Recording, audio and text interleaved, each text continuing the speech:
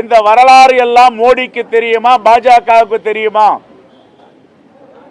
இங்க இருக்கின்ற அண்ணாமலைக்கு தெரியுமா என்பதுதான் எங்களுடைய கேள்வி. ஜெனரல் டயர் அவர்கள்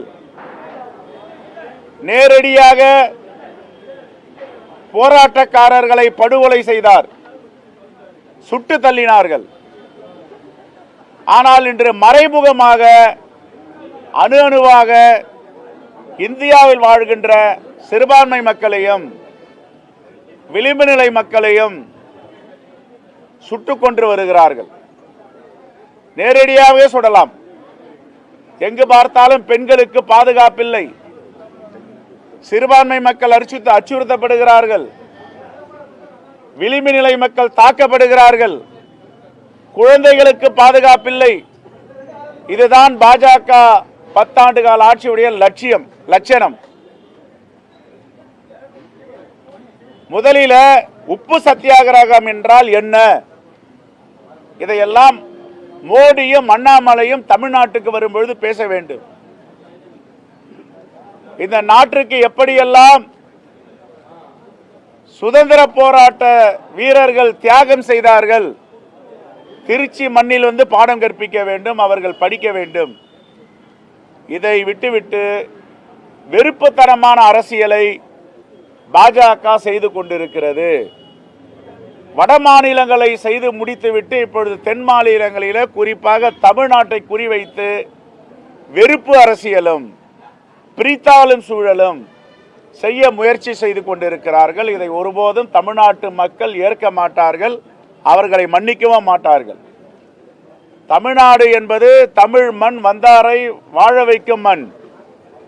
இங்கே வெறுப்பு அரசியலுக்கு இடமில்லை, பிரிவினைவாதத்திற்கு இடமில்லை, சாதி மதத்தை பற்றி பேசி துண்டாடும் பாஜகவிற்கும் இடமில்லை. ஆகவே முதலில் மோடி அவர்களும் அண்ணாமலை அவர்களும் திருச்சிக்கு டிஎஸ்எஸ் டாக்டர் ராஜன் இல்லத்தில் வந்து பார்க்கணும். இதெல்லாம் எப்படியெல்லாம் இந்த நாட்டிற்கு சுதந்திரம் கிடைத்தது, எப்படியெல்லாம் போராடி இருக்கிறார்கள். டாக்டர் டிஎஸ்எஸ் ராஜன் சிறையில் மரணப்படுக்கையில் இருந்தார். வந்தே மாதரத்தை தவிர அவர்களுக்கு வேறு எதுவும் தெரியாது. தேசபக்தர்கள். ஆனால் இந்த தேசத்தை துண்டாடுகின்ற RSS உடைய சித்தாந்தம், பாஜகவுடைய வெறுப்பு அரசியல், இதை தமிழ்நாட்டு மக்கள் தொடர்ந்து புறந்தள்ளி வருகிறார்கள். இந்த தேர்தலிலும் புறந்தள்ளுவார்கள். பாஜக உட்கார்ந்து கிடந்தா அந்த சூப்பி இருக்கு.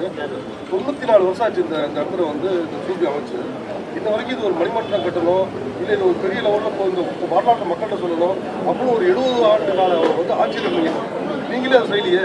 இது பாருங்க, உங்களே எப்படி முக்கியது பாருங்க. இது வந்து இந்த நேரத்தில் இந்த ஒரு நாள் வந்து மற்ற நாளில் வந்து சிறுநீர் கழிக்கிறதுக்கும் குடிக்கிறதுக்கு வந்து யூஸ் பண்ணுற இடமா தான் பயன்படுத்துகிறாங்க. இதை காங்கிரஸ் பேரியக்கத்தின் சார்பாக இந்த தகவல் எல்லாம் எங்களுக்கு வந்துட்டு இருந்தது. இப்போ தேர்தலுடைய கோட் ஆஃப் கான்டக்ட் இருக்கு. நான் வந்து இன்னும் 2 மாதங்கள் கூட வரும் சார். அவங்களுடைய உரிமையை அவங்க பேசுறாங்க. அவங்களுக்காக நம்ம பிரஸ் மீட்ல தான் அவங்களுக்கு பேச்சுரிமை இருக்கு, வேற எந்த பிரஸ் மீட்டே கிடையாது.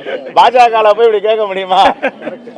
கோவப்படுவாங்க. நாமெல்லாம் அதை அவருடைய கருத்தை ஏற்றுக்கிறோம். நீங்க சொல்ற கருத்தை, பத்திரிகையாளர் கருத்தை ஏற்றுக்கொண்டு காங்கிரஸ் பேரியக்கத்தின் சார்பாக தேர்தல் முடிந்தவுடன் நாங்களே இங்கே வந்து அடிக்கல் நாட்டி மாவட்ட ஆட்சித்தலைவர் கொண்டு வந்து இதை செப்பனிடப்படும்.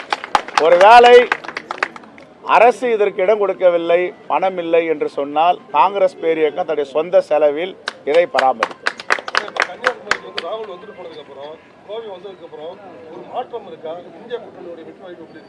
மிகப்பெரிய மாற்றம் இருக்கு. அவர் எங்கெல்லாம் போறார்களோ தலைவர் ராகுல் காந்தி எழுச்சி இருக்கு, மாற்றம் இருக்கு. மக்கள் மாற்றத்தை விரும்புகிறார்கள். மாற்றம் மட்டும்தான் மாற்ற முடியாதது என்று இயற்கையுடைய கொடை. ஆகவே இந்த திருட்டு அரசியல், வெறுப்பு அரசியல், மத அரசியல், சாதி அரசியல், இன அரசியல், மொழி அரசியல், எல்லா அரசியலும் பாஜக செய்து பார்த்தது. இந்த அரசியலுக்கெல்லாம் இந்திய மக்கள் ஒருபோதும் இடம் தர மாட்டார்கள். மிகப்பெரிய தோல்வி அடைய போகிறார்கள். பாஜக என்றாலே அரசியல் களத்தில் மிகப்பெரிய தலைவர் வாஜ்பாய், அவர்களுக்கே இந்த தேசத்தில் 2வது இடம் கொடுக்கவில்லை தேர்தல் களத்தில். ஆகவே பொய்யும் பித்தலாட்டமும் வெறுப்பு அரசியலும் செய்து எப்படியாவது ஆட்சியை பிடிக்கலாம் என்று துடித்துக் கொண்டிருக்கிறார்கள். இந்த மக்கள் ஒருபோதும் இந்தியாவை பின்னடைவுக்கு செல்ல அனுமதிக்க மாட்டார்கள். ஏற்கனவே சீனாவில் உள்ள இடம், லடாக் உள்ள இடம்லாம் பறி கொடுத்துட்டோம். அதை பற்றி பேசவே மாட்டார் மோடி. ஏன் பேச மாட்டேன்றாரு? அதை பற்றி அக்கறை கிடையாது. சுப்பிரமணிய சுவாமி சொன்னது மாதிரி அவர் சீனாவுக்கு தூதுவராக இருக்கார், இந்திய நாட்டு பிரதமராக இல்லை. ஆகையால் இந்த நாட்டை பின்னடைவு செய்தவர் மோடி. இந்த நாட்டை பின்னுக்கு செல்ல கோடுகின்ற இயக்கம் பாஜக. அதனுடைய முகமாக துரோகத்தனமாக இங்கு ஒரு அண்ணாமலை செயல்பட்டு கொண்டு இருக்கிறார். தமிழின துரோகி அண்ணாமலை, தமிழ் இனத்துக்கு துரோகி. ஏன் நாங்கள் துரோகி என்ற டைட்டில் கொடுக்குறோம்டா, பாஜகவை சார்ந்த கர்நாடகா எம்பி ஷோபா கரார்த்தரே சொல்றாங்க, தமிழ்நாட்டு மக்கள் எல்லாம் வெடிகுண்டு வைக்கிறவங்க, வெடிகுண்டு கலாச்சாரத்துக்கு உட்பட்டவர்கள். ராமேஸ்வரம் விடுதியில வெடிகுண்டு வைத்தவர்கள் தமிழ்நாட்டுக்காரர்கள்ன்றாங்களா? அண்ணாமலை என்ன பண்ணிருக்கணும்? என்ன பண்ணிருக்கணும்? ஒரு கண்டனம் தெரிவிச்சிருக்கணும். ஏன் கண்டனம் தெரிவிக்கல? தமிழ்நாட்டுக்காரர்கள் பிச்சைக்காரர்கள்னு சொல்றாங்களே குஷ்பு, நிதியமைச்சர் நிர்மலா சீதாராமன் ஏன் கண்டிக்கல? நான் தமிழன், நான் கண்டிக்கிறேன். இப்ப நான் காங்கிரஸ்ல இருக்கேன் தமிழ்நாட்டில். கர்நாடகா காங்கிரஸ் எதுனா சொன்னா நான் விட மாட்டேன், கண்டிப்பேன். கர்நாடகா காவேரி பிரச்சனைல நாங்க கண்டிக்கிறோம். எங்களுடைய உரிமை, தமிழ்நாட்டுடைய உரிமை, டெல்டா பாசன விவசாயிகளுடைய உரிமை. ஒருபோதும் தமிழ்நாட்டு நலனை விட்டு கொடுக்க மாட்டேன்றோம். நீயும் ஒரு தலைவர் தானே தமிழ்நாட்டுக்கு, பாஜகவுக்கு. நீயா தீவிரவாதி தமிழ்நாட்டு மக்கள் என்றாங்க. துரோகத்தனம் இல்லது? அண்ணாமலை துரோகியா இல்லையா? துரோகம் தானே. ஒரு உனக்கு மனதார சொல்லவில்லை என்றாலும் பரவாயில்ல, நீ அடிமையா இருக்கிறாங்க ஆர்எஸ்எஸ்க்கு. பாஜகவுடைய மிக சிறந்த அடிமை, ஆர்எஸ்எஸ் உடைய மிக சிறந்த அடிமை அண்ணாமலை. ஒரு உதட்டளவிலையாவது தமிழ்நாட்டில் உள்ள மக்கள் தீவிரவாதிகள் எல்லாம் வெடிகுண்டு வைக்கிற சொன்னீங்களா? எங்கேயாவது பதிவு இருக்கா சொல்லுங்க. தமிழ்நாட்டை காட்டி கொடுக்கின்ற துரோகத்தனமான செயலை அண்ணாமலை செய்து வருகிறார். ஏற்கனவே ஸ்டாலின் பேசுறது சொல்றாரு, திமுக அதிமுகவும் பாஜகவும் கள்ள தொடர்புல இருக்காங்கன்ட்டு. ஆனா கோவை தொகுதியில் பார்த்தீங்கன்னா அண்ணாமலை நைட்டு 11 மணிக்கு பிரச்சாரம் பண்றாரு, 12 மணிக்கு பிரச்சாரம் பண்றாரு. ஆனா ஒரு வாரம் கூட பதிவு பண்ணலையே. ஒரு ஆட்சிக்கும் ஒரு மாடல் இருக்குங்க. இது மோடி மாடல் ஆட்சி. இப்படி தான் நடக்கும். அஃபிடவிட்டில் வந்து எந்த பத்திரத்தை கொடுத்து அஃபிடவிட் பண்ணமோ, எதை அனுமதிக்குதோ தேர்தல் ஆணையம், அதை விட்டுட்டு இவங்க வேற கொடுப்பாங்க. அதுதான் அராஜக ஆட்சி, அராஜக அரசியல். 10 மணி வரை நாங்கள்லாம் 10 மணி 9:55 வெளியேறிடுறோம், வந்துடுறோம். எங்கேயாவது ஒரு வழக்கு இருக்கா கேளுங்க. இவங்க 10:30 மணி 11 மணி வரைக்கும் பண்ணுவாங்க, எல்லாம் செய்வாங்க. இது அராஜகத்தினுடைய உச்சம் பாஜகவுடைய ஆட்சி. இதற்கு முடிவு வந்துவிட்டது. இந்திய தேச மக்கள் இந்த தேசத்தை காப்பதற்கும், ஜனநாயகத்தை காப்பதற்கும், இந்திய அரசியலமைப்பு சட்டத்தை பாதுகாப்பதற்கும் மோடியை அரசியல் களத்தில் இருந்தும் அதிகாரத்தில் இருந்தும் அகற்றுவார்கள்.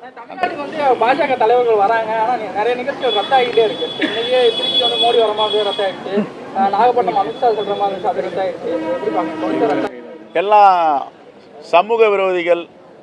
10 கொலை வழக்கு, 15 குண்டாஸ், இப்படி உள்ளவர்கள் தான் அவர்கள் வேட்பாளராக போடுவாங்க, தலைவர்களாக நியமிப்பாங்க. மோசடி 500 கோடி 550, குறைந்தபட்சம் 1 கோடி 2 கோடிலாம் இல்லை, 500 கோடிக்கு மேலே மோசடி செய்தவர்கள். ஏற்கனவே ஆருத்ரா கோல்டெல்லாம் கேள்விப்பட்டிருப்பீங்க. அவர் யார்? எவ்வளோ நெருக்கமானவர் அண்ணாமலைக்கு, பாஜகவுக்கு. இப்போ சிவகங்கையுடைய பாராளுமன்ற வேட்பாளர். 550 கோடி ஊழல் பார்த்தாரு. இன்னும் அசிங்கமாக போயிடும், அவமானமாக போயிடும், மோடி ரத்து செய்து போயிட்டார். இதுதான் பாஜக.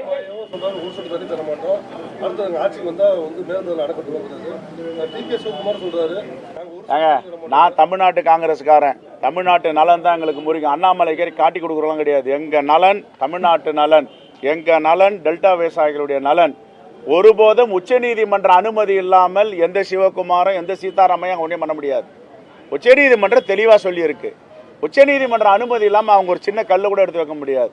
அதுக்காக நாங்கள் தமிழ்நாட்டு அரசுடன் சேர்ந்து காங்கிரஸ் பேரியக்கம் போராடும்.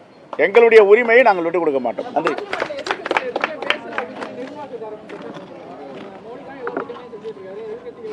எதனா ஒரு திட்டம் சொல்லுங்க. ஒரே இதே திருச்சியில பிப்ரவரி 7ஆம் தேதி மோடி என்னென்ன வாக்குறுதி கொடுத்தாரு? ஒரு வாக்குறுதியை நிறைவேற்றி இருக்கிறார். இங்கதான் சொன்னார் 5 லட்சம் ரூபாய் கொடுப்போம் வாக்காளர் இருக்கிறார். இங்கதான் சொன்னாரு 2 கோடி மக்களுக்கு வேலை வாய்ப்பு தரும் வருஷத்துக்குனாரு. ஏதாவது ஒன்று இதான் மோடி.